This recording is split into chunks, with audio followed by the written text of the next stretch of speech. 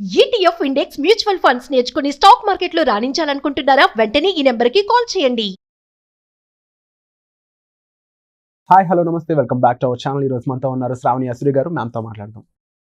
ఈ digital marketing ఇండస్ట్రీలో క్లయింట్స్ని పట్టుకోవడం చాలా కష్టం, అండ్ అలాగే పట్టుకున్న క్లయింట్స్ని సాటిస్ఫై చేయడం ఇంకా కష్టం అనేది చాలామంది కోచెస్ చెప్తున్నారు. అవును, వాళ్ళు ఎందుకు ఎలా చెప్తున్నారు, నిజంగా ఇది నిజమేనంటారు? 100% ఒక్క వాస్తవం ఏంటంటే కోచెస్ అంటే ట్రైనర్స్ తప్పు చెప్పరు జనరల్గా.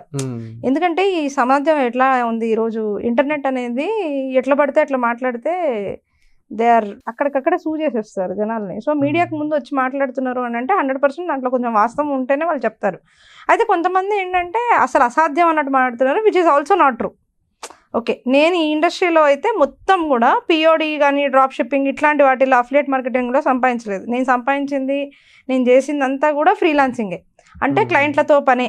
నేను ఇంకేది చేయలేదు కాబట్టి దీని గురించి మాట్లాడడానికి నాకు ఎంత అనుభవం కావాలంటే అంత అనుభవం ఉంది. అంటే ఇన్ఫర్మేషన్ తెలియకపోతే పట్టుకోవడం కష్టం, తెలిస్తే పట్టుకోవడం ఈజీ అంటారు. ఫస్ట్ ఆఫ్ ఆల్ ఇక్కడ ఎవరైతే వ్యక్తి ఉంటారో చేసే వ్యక్తి వాళ్ళకి వాళ్ళ సబ్జెక్ట్ మీద కాన్ఫిడెన్స్ ఉండాలి. వాళ్ళ వ్యక్తిత్వం వాళ్ళకి చాలా కాన్ఫిడెంట్గా ఉండాలి. వాళ్ళు ఇప్పుడు నన్ను ఒక క్లయింట్ నన్ను వాళ్ళ కంపెనీ ఇచ్చి ఏమేం చేస్తే నేను గ్రో అవుతాను అని క్వశ్చన్ వేస్తే నేను చూసి చెప్పగలగాలి. అండ్ నా యాక్షన్లో ఆ పని కనిపించినప్పుడు 100% ఆయనకి రెవెన్యూస్ పెరుగుతాయి, డబ్బులు వస్తాయి, 100% వస్తాయి. ఇప్పుడు కాకపోయినా 3-4 months డ్యూరేషన్లో ఆయన మనీ చూడడం స్టార్ట్ చేస్తారు. ఇనీషియల్ ఇన్వెస్ట్మెంట్స్ కూడా మనం క్లియర్గా చెప్తాం వాళ్ళకి. అంత కాన్ఫిడెంట్ సబ్జెక్ట్ బిల్డ్ చేసుకోవడంలో ఫస్ట్ స్టెప్ అది. నెంబర్ 2, చాలా మందికి సబ్జెక్ట్ ఉంటుంది కానీ వాళ్ళకి దమ్ము ఉండదు. దమ్ము అంటే ఏంటి, ఇక్కడ ఏదేదో పెద్ద సినిమా డైలాగ్ కాదు. ఇక్కడ దమ్ము అంటే ఏంటి అని అంటే ప్రజెంటేషన్. అసలు యాజ్ అ పర్సన్గా నువ్వు ఏం చేయగలుగుతావు, ఏం చూపించగలుగుతావు, ఏ రిజల్ట్స్ చూపించగలుగుతావు. ఒకవేళ రిజల్ట్స్లో మాట్లాడడానికి నీకు భయంగా ఉంది అయితే నువ్వు ఫస్ట్ ఆఫ్ ఆల్ ప్రోగ్రెషన్ ఏం చూపించగలుగుతావు. ఇప్పుడున్న నీ పేజ్ కానీ నీ అకౌంట్ కానీ నీ SEO కానీ ఈ లెవెల్లో ఉంది. మీరు ఇక్కడ నుంచి ఇక్కడ దాకా తీసుకెళ్ళడానికి నేను ఇలా సహాయపడతానని చెప్పడానికి కూడా కొంతమందికి ధైర్యం చాలట్లేదు. Who know the subject. అంటే 3-4 years ఎక్స్పీరియన్స్ ఉన్న పిల్లలు కూడా ఈ ధైర్యం చేయలేక జాబులు చేస్తూ ఉంటారు. అయితే క్లయింట్లు పట్టుకోవడం కష్టం అని ఎందుకంటే అంటారంటే ఈ కాన్ఫిడెన్స్ ఎందుకు బిల్డ్ అవ్వదు, హాఫ్ నాలెడ్జ్ వల్ల బిల్డ్ అవ్వదు. ఎప్పుడన్నా కానీ ఇప్పుడు చిన్న ఎగ్జాంపుల్తో చెప్తా. ఇప్పుడు నువ్వు లేకపోతే నీ ఫ్రెండ్ కుక్ చేసుకోవాలనుకో, మీరిద్దరు కలిపి వండుకోవడానికి నువ్వు కాన్ఫిడెంట్గా చేసేస్తావు వాడును. అదే మీ 10 మంది ఫ్రెండ్స్ వచ్చారు, నేను మాత్రం వండమన్నారు అనుకో, నీకేమైపోద్ది, టెన్షన్ వస్తుంది. ఫస్ట్ మండుద్ది, నెక్స్ట్ టెన్షన్ వస్తుంది, అది సరిగ్గా రాకపోతే ఏంట్రా బాబు అన్నట్టు. ఎగ్జాంపుల్. అలాగా ఒక స్టేట్ వరకు పీపుల్ వాళ్ళ వర్క్ చేసుకునేటప్పుడు, లేదనంటే వాళ్ళు జాబ్లో చేస్తే నేను హ్యాపీగా ఉంటాను, ఇక్కడ దాకా అయితే నా బాస్ ఉంటాడు అని చెప్పి చాలామంది ఫ్రీలాన్సింగ్ ఆపర్చునిటీస్కి మొగ్గు చూపించరు, ఆ కాన్ఫిడెన్స్ చూపించరు. కానీ ఫ్రీలాన్సర్స్కి ఎంతో ఆపర్చునిటీస్ ఉన్నాయంటే డిజిటల్ మార్కెటింగ్లో కోకొల్లలు. ఎందుకంటే ప్రతి స్టార్టప్కి రిక్వైర్మెంట్ ఉంది. ఈరోజు నేను ఇప్పుడు టచ్ చేస్తే, నా ఫోన్ ఇట్లా జస్ట్ టచ్ చేస్తే నేను గనక 10,000 రూపీస్కి సర్వీస్ ఇవ్వడం స్టార్ట్ చేస్తాను అని అంటే ఈ ఒక్క రోజులోనే నాకు 2 లక్షల రూపాయలు వస్తాయి. ఈ ఒక్క నిమిషంలో, ఈ ఒక్క 5 minutesలో వస్తాయి. అంత క్లియర్గా చెప్తున్నా, అంత కాన్ఫిడెంట్గా చెప్తున్నా అంటే ఆలోచించండి. అంటే ఇక్కడ ఏంటి మ్యాటర్ నేను చెప్పాలనుకుంది, క్లయింట్స్ సంపాదించడం అనేది విషయం పెద్ద విషయం కాదు, క్లయింట్ నిలబెట్టుకోవడం పెద్ద విషయం. మెయింటైన్ చేయడం ఎందుకు పెద్ద విషయం, బికాస్ నువ్వు ఏదైతే ప్రామిస్ చేస్తావో అది నువ్వు డెలివర్ చేసే లోపల క్లయింట్కి ఒక యాటిట్యూడ్, అప్రోచ్ ఉంటాయి. And all clients are not same కదా. సో వాళ్ళని ఏ విధంగా మేనేజ్ చేయాలి, వాళ్ళకి ఎలా ఎడ్యుకేట్ చేయాలి, వాళ్ళతో ఫస్ట్ ఆఫ్ ఆల్ టర్మ్స్ ఏ విధంగా పెట్టుకోవాలి, మన కంపెనీ అలాంటిది ఏదైనా పెడితే, ఏజెన్సీ లాంటిది పెడితే పాలసీస్ ఏ విధంగా డిజైన్ చేసుకోవాలి అనే దాని మీద మంచి ఫోకస్ పెడితే everything is possible. I will show bigger agencies. ముంబైలో, తర్వాత గుజరాత్లో, ఢిల్లీలో అయితే ఎన్ని మార్కెటింగ్ ఏజెన్సీస్ సక్సెస్ఫుల్గా some crores of rupees revenues చేస్తున్నాయి.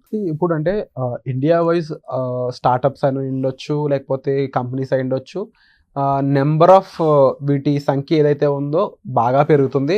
ఇన్ ఫ్యూచర్ చాలా స్టార్టప్స్, ఎంటర్ప్రినర్షిప్ ఇవంతా కూడా పెరిగేది ఇండియాలోనే అనేది చాలామంది చెప్తా ఉన్నారు. అవును, దానికి అర్థం డిజిటల్ మార్కెటింగ్ చాలా పెద్ద స్కోప్ ఉందని. ఎందుకంటే ప్రొడక్ట్ ఉన్న ప్రతి చోట మీరు అవసరం. అదే కాకుండా ప్రొడక్టే క్రియేట్ చేస్తారు, డిజిటల్ ప్రోడక్ట్స్ క్రియేట్ చేస్తారు. ఇలాంటివన్నీ డిజిటల్ మార్కెటింగే కదా, డిజిటల్ ప్రోడక్ట్సే కదా. ఓకే, సో ప్రోడక్ట్స్ సర్వీసెస్ బయట ఉండేవే పెద్ద విషయం కాదు, డిజిటల్ ప్రోడక్ట్సే క్రియేట్ చేస్తున్నారు. సో పొటెన్షియల్ అంటే స్పెసిఫిక్గా అని చెప్తారా? ఇప్పుడు మీరు చూసే ఏ టూల్స్ అయినా డిజిటల్ ప్రొడక్ట్స్. ఇప్పుడు నేను చెప్పే కోచింగ్ కూడా డిజిటల్ ప్రోడక్టే. డిజిటల్ ప్రొడక్ట్స్ లో ఎన్నో ఉన్నాయి. కొంతమంది ఈ అఫిలియేట్ మార్కెటింగ్ అంతా కూడా digital product, digital platform oriented things ఇవన్నీ. అంటే ఏంటి ఇక్కడ విషయం, మెయిన్గా దర్ స్కోప్.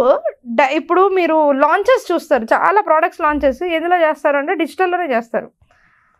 ఎందుకు చేస్తున్నారు, రీచ్ చాలా హ్యూజ్. సో దాంట్లో ఏంటి, ఇక్కడ ఆపర్చునిటీ అనేది వీళ్ళకి లేదు, వాళ్ళకి లాస్ట్కి.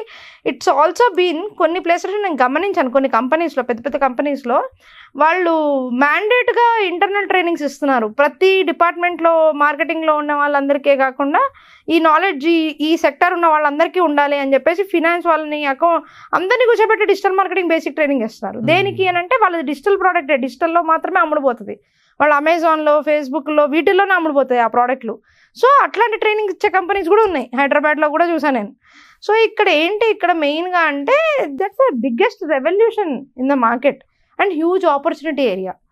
100% ఇప్పుడు గవర్నమెంట్ తీసుకొచ్చే స్కీమ్స్ కానీ అండ్ వాళ్ళు ఇచ్చే ఆ సౌలభ్యం ఏదైతే ఉంటుందో, ఒక ఆంటర్ప్రినర్షిప్ జర్నీకి అది స్టార్టింగ్ అనమాట. Without digital there is no other thought to think అనమాట. There is no other way to think. నీకు రెండో థాట్ లేదు థింక్ చేయడానికి, డిజిటల్ లేకుండా ఎలా ఉంటుంది ఒక కంపెనీ అని. అది సాసే కావచ్చు, అది సర్వీసే కావచ్చు, అది ఏదన్నా కావచ్చు. సో మెయిన్గా ఇక్కడ మనీ జనరేషన్ అయ్యేది క్లయింట్ టు క్లయింట్ అనేది చెప్పొచ్చు. ఎందుకంటే నాకు ఉండే క్లయింట్లో బెస్ట్ క్లయింట్ ఎవరు, మీడియం క్లయింట్ ఎవరు, లేకపోతే నేను వర్క్ నేర్చుకోవడానికి కూడా కొంతమంది క్లయింట్ పట్టుకుంటూ ఉంటారు, వాళ్ళ మీద వర్క్ చేస్తూ అలా కూడా నేర్చుకుంటారు. స్టార్టింగ్ ఇనిషియల్ స్టేజ్ లో ప్రతి ఒక్కరు ఆ ఫేజ్కి వెళ్తారు. డెఫినెట్లీ. ఎందుకంటే ఇప్పుడు మొదలెట్టింది ఎవరికి తెలియదు కదా, మొదలెట్టాలి ఎక్కడో అక్కడ.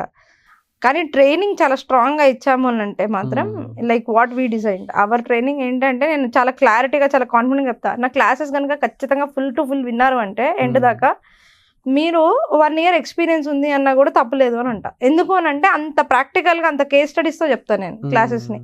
ఎందుకంటే నేను చేసి ఉంటా కదా, అదే స్క్రీన్స్ చూపిస్తూ ఉంటాను నేను క్లయింట్కి. నేను ఎంత స్పెండ్ చేశాను ఫేస్బుక్ యాడ్స్లో, నా ఓన్ అకౌంట్స్లో ఎంత స్పెండ్ చేశాను, లేదంటే నా గూగుల్ యాడ్స్లో ఎంత స్పెండ్ చేశాను, నాకు ఎంత రెవెన్యూ వచ్చింది, ఎన్ని కన్వర్జన్స్ వచ్చాయి, టూల్ ఎక్స్ప్లెయిన్ చేయడం ఒకటి, మనం చూపించడం ఒకటి. సో వాళ్ళకు ఒక అండర్స్టాండింగ్, ఒక ఐడియా వస్తుంది. ఓకే ఇవన్నీ చెప్పారు అని అంటే, ఓహో this is in real world ఇవే ఉంటాయి కదా అన్నట్టు. అండ్ ఇంకొకటి ఏంటి అంటే, దీనిలో లెవెల్స్ ఆఫ్ లెర్నింగ్ అనేది వెళ్తూనే ఉంటుంది. ఇది deep, subject is so deep. ఒకసారి వచ్చాము అని అంటే మనం నేర్చుకుంటున్న కొద్దీ, తవ్వుతున్న కొద్దీ మనకు రోజుకొక విషయం తెలుస్తూనే ఉంటుంది, నేర్చుకుంటూనే ఉంటాం. That is also there. So that is ఈ క్రైటీరియా ఏమన్నా ఉంది, ఏమన్నా తెలుసుకోవాలి చేయాలి అని అంటే ఎక్స్పెరిమెంట్లు చేసుకుంటూ చేశారు కాబట్టి అది తప్పు కాదు. And that is how it grows. The industry is growing the same way. బేసిక్గా చెప్పాలంటే ఇది బిజినెస్ టు బిజినెస్ అని కూడా చెప్పవచ్చు. ఎందుకంటే ఎవరైతే కంపెనీ కింద మెయింటైన్ చేస్తూ ఉన్నారో వాళ్ళు ఇంకో కంపెనీ ప్రోడక్ట్ని ప్రమోట్ చేస్తూ ఉండాలి. సో డెఫినెట్లీ క్లయింట్కి సంబంధించి క్లయింట్ క్యాచింగ్, క్లయింట్ డీకోడింగ్ ఏదైతే ఉందో డిజిటల్ మార్కెట్కి సంబంధించి మరిన్ని ఎపిసోడ్స్ మీతో చేయాలనుకుంటున్నాను. అండ్ ఒక ఫుల్ ఫ్లెడ్జ్డ్ క్లారిటీ అనేది కూడా ఇవ్వడం దీనివల్ల పాసిబిలిటీ ఉంటుంది కాబట్టి. So stay tune for the next episodes. వచ్చే ఎపిసోడ్లో మరింత ఇన్ఫర్మేషన్ డిజిటల్ మార్కెటింగ్ సంబంధించి, క్లయింట్స్కి సంబంధించి మీకు అందజేయబోతున్నాము. సో వచ్చే ఎపిసోడ్లో మళ్ళీ కలుద్దాం. Thank you so much. Suman టీవీలో మీ పర్సనల్ అండ్ బిజినెస్ ప్రమోషన్స్ కోసం కింది నెంబర్కి కాంటాక్ట్ చేయండి.